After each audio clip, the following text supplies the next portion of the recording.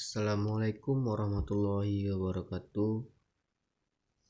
Pada kesempatan kali ini saya akan mempresentasikan makalah yang berjudul Salat Jamak dan Qashar. Makalah ini disusun untuk memenuhi tugas mata kuliah Pendidikan Agama Islam. Sebelum itu perkenalkan, nama saya Diki Rahmanda, nomor BP 1901031026. Kelas 2A D3 Teknik Listrik. Dosen pengampu Bapak Rinaldi SPDI MED. Alhamdulillahirabbil alamin. Wassalatu wassalamu ala asrofil anbiya'i wal mursalin wa ala alihi wa ashabi Rasulillah ajma'in. Amma ba'du. Pertama-tama dan yang paling utama sekali, marilah kita panjatkan puja dan puji syukur kita atas kehadirat Allah Subhanahu wa taala, yang mana berkat rahmat Allah Subhanahu wa taala sampai saat ini kita masih diberikan nikmat kehidupan yang tiada tara, yang tiada hingga, yang tidak dapat pernah bisa kita hitung. Salawat beserta salam tak lupa pula kita hadiahkan kepada junjungan umat Nabi besar Muhammad Sallallahu Alaihi Wasallam. Islam dibangun dengan 5 pilar. Salah satu pilarnya adalah sholat. Karenanya sholat merupakan tiang agama.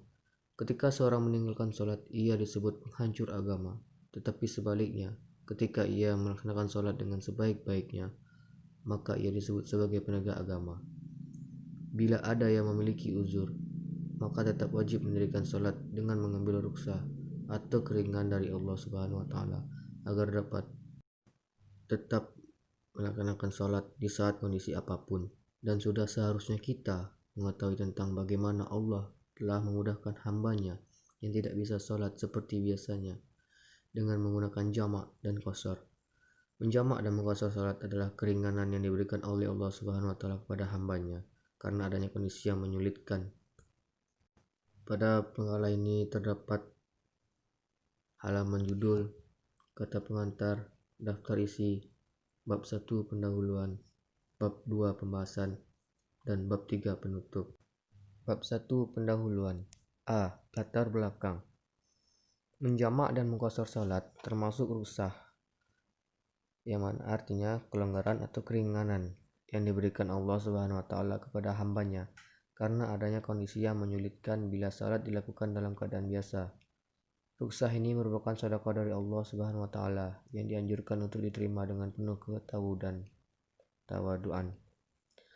Namun jika ada musafir yang tidak mengqashar salatnya, maka salatnya tetap sah. Hanya saja kurang sesuai dengan sunnah karena Nabi sallallahu alaihi wasallam senantiasa menjamak dan mengqashar salatnya saat melakukan safar. Dan yang seharusnya selaku umat muslim harus menerima sedekah atau keringanan atau rukhsah yang diberikan oleh Allah Subhanahu wa taala kepada hambanya. B. Rumusan masalah. Dalam makalah ini terdapat beberapa rumusan masalah, diantaranya yaitu: 1. Apakah yang dimaksud dengan salat jamak dan salat qashar? 2. Apakah hal-hal yang membolehkan mengqashar dan menjamak salat? 3. Bagaimana tata cara melaksanakan salat jamak dan qashar? 4. Bagaimanakah jarak safar yang dibolehkan jamak dan qashar? 5. Berapakah lama safar dibolehkan jamak dan qashar? Selanjutnya bab 2 pembahasan. Pada bab ini akan membahas tentang rumusan masalah yang terdapat pada bab 1. 1. Pengertian salat jamak dan salat qashar. A. Salat jamak. Salat jamak ialah melaksanakan 2 salat wajib dalam satu waktu, seperti melaksanakan salat zuhur dan salat asar di waktu zuhur. Menjamak salat seperti ini dinamakan jamak takdim, atau melaksanakan salat zuhur dan asar di waktu asar dinamakan jamak takhir, dan melaksanakan salat maghrib dan salat isya bersamaan di waktu salat maghrib atau melaksanakannya di waktu isya. Jadi salat yang boleh dijamak adalah semua salat fardu kecuali salat subuh. Salat subuh harus dilakukan pada waktunya. Salat subuh tidak boleh dijamak dengan salat isya atau salat zuhur. Dan untuk menjamak, salat harus sesuai dengan urutan waktu salat yang telah ditentukan oleh Allah Subhanahu wa taala, dan tidak boleh menjamak salat dengan membalikkan waktu salat yang telah ditentukan oleh Allah Subhanahu wa taala. Dan pada saat menjamak 2 salat, maka cukup dengan menggunakan iqamat di antara 2 salat yang dijamak. B. Salat qashar. Salat qashar adalah meringkas salat yang 4 rakaat menjadi 2 rakaat. seperti sholat zuhur, asar, dan isya. Sedangkan sholat maghrib dan sholat subuh tidak bisa diqasar. Dasar-dasar hukum seseorang boleh mengqasar sholat adalah sebagai berikut. Terdapat pada firman Allah pada surat Quran surah An-Nisa ayat 101. Allah Subhanahu wa taala bersabda, "Dan apabila kamu bepergian di muka bumi, maka tidaklah mengapa kamu mengqasar sebagian sembahyangmu.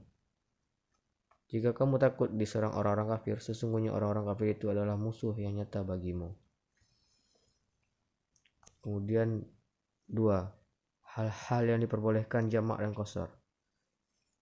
A. Safar atau bepergian. Bagi orang yang sedang atau akan bepergian, baik masih di rumah atau di dalam perjalanan dan atau sudah sampai di tempat tujuan, dibolehkan menjamak sholat, baik dilakukan secara jamak takdim maupun jamak takhir, sama saja.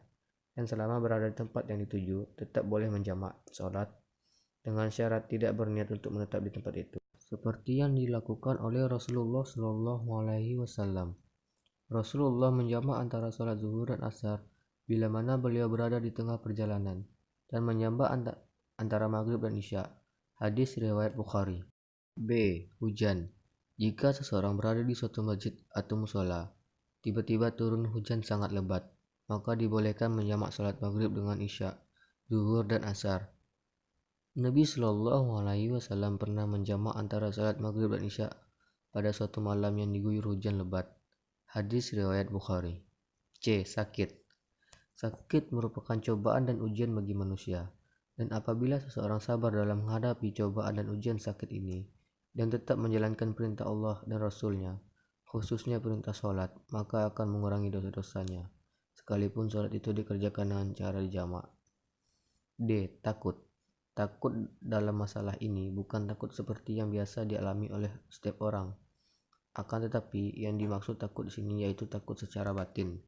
Diriwayatkan dari Ya'la ibnu Umayyah, ia berkata, saya bertanya kepada Umar ibnu Khattab tentang firman Allah, "Laisa alaikum junahum an taksuru minashala in khafittum an yaftinakumul lazina kafaru."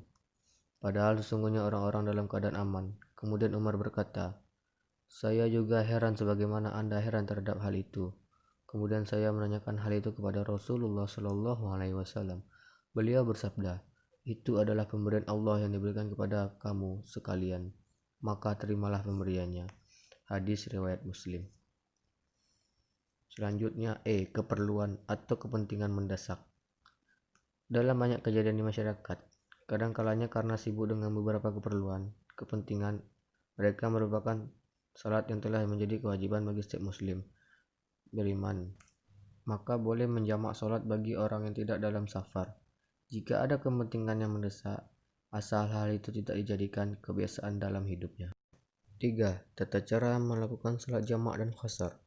Dalam menggabungkan dua salat dianjurkan cukup dengan satu azan dan dua kalimat iqamat untuk tiap-tiap salatnya. Jamak itu ada dua cara, yakni A. Jamak takdim, yaitu menjamak salat di waktu salat yang pertama. Contohnya menjamak salat zuhur dan asar di waktu zuhur, dan menjamak salat maghrib dan isya di waktu maghrib. Dalam hal ini, jumhur berpendapat bahwa disyaratkannya untuk beriringan antara dua salat tadi tanpa ada pemisah. Syekh Islam Ibnu Taimiyah tidak sependapat dengan pendapat ini. Dia berkata, tidak disyariatkan yang demikian, dan ini adalah satu riwayat dari Imam Ahmad dan satu pendapat di kalangan mazhab Syafi'i. Dan inilah pendapat yang paling mengarah tata caranya, yaitu 1. Sholat di waktu yang pertama, zuhur sebelum asar atau maghrib sebelum isya. 2. Berniat jamak takdim pada salat pertama agar berbeda salat biasa. 3. Berturut-turut dalam mengerjakan di antara keduanya. 4. Kedua salat dilakukan secara tertib, yakni dimulai dengan salat pertama terlebih dahulu, zuhur atau maghrib, yakni contoh berniat salat zuhur dengan jamak takdim bila dilafalkan, yaitu saya niat salat zuhur 4 rakaat digabungkan dengan salat asar dengan jamak takdim karena Allah Ta'ala. 2. Takbiratul ihram. 3. Salat zuhur 4 rakaat seperti biasa. 4. Salam. 5. Berdiri lagi dan berniat salat yang kedua untuk salat asar jika dilafalkan sebagai berikut. Saya niat salat asar 4 rakaat digabungkan dengan salat zuhur dengan jamak takdim karena Allah Ta'ala. 6. Takbiratul ihram. 7. Salat asar 4 rakaat seperti biasa. Dan yang ke-8 salam. B. Jamak takhir, yaitu menjamak salat di waktu salat yang kedua. Contohnya menjamak salat zuhur dan asar di waktu asar, dan menjamak salat maghrib dan isya di waktu isya. Apabila kedua salat yang dijamak dilakukan di waktu salat yang kedua, jamak takhir, maka tidak disyariatkan beriringan antara dua salat yang digabung itu. Bahkan diperbolehkan untuk memisah keduanya.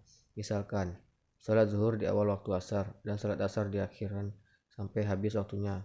Ini pendapat jumhur selain mazhab Hanbali. Tata caranya yaitu 1.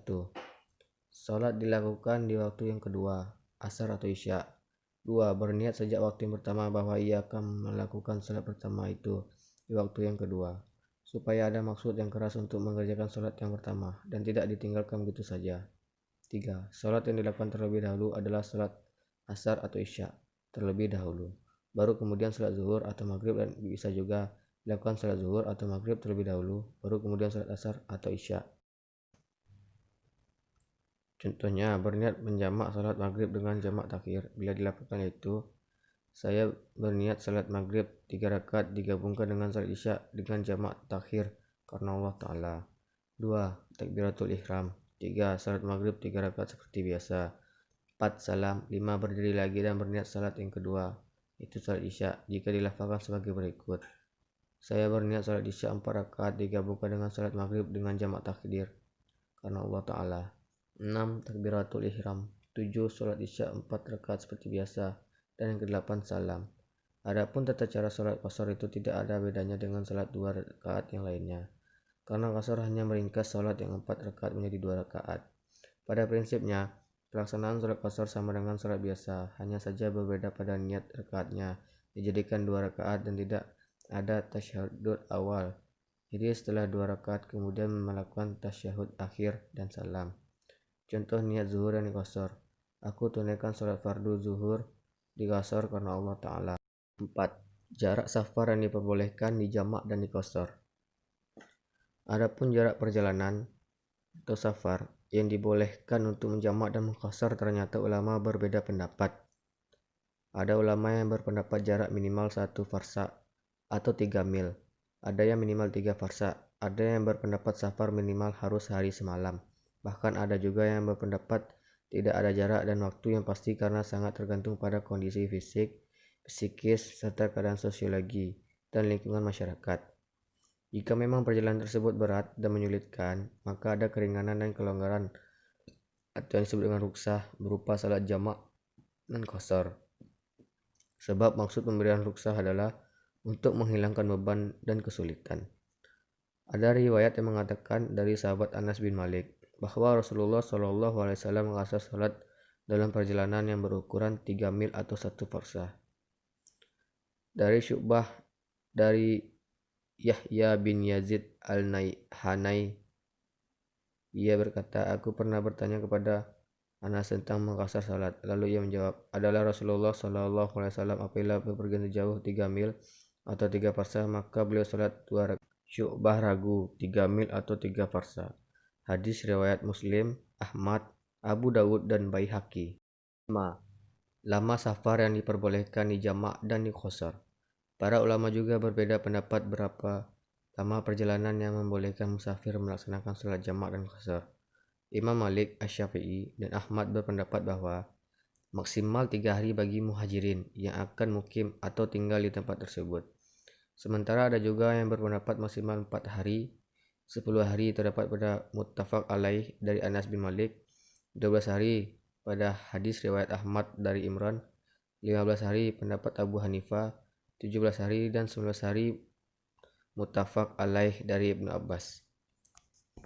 Jika diperlihatkan secara seksama pada hadis-hadis daripada sahabat di atas, umumnya mereka menceritakan salat safar sesuai dengan keadaan dan perspektif mereka masing-masing. Inilah yang kemudian dipahami oleh para imam mazhab, sehingga mereka berbeda pendapat dalam batasan jarak dan waktu kebolehan salat jamak dan qashar.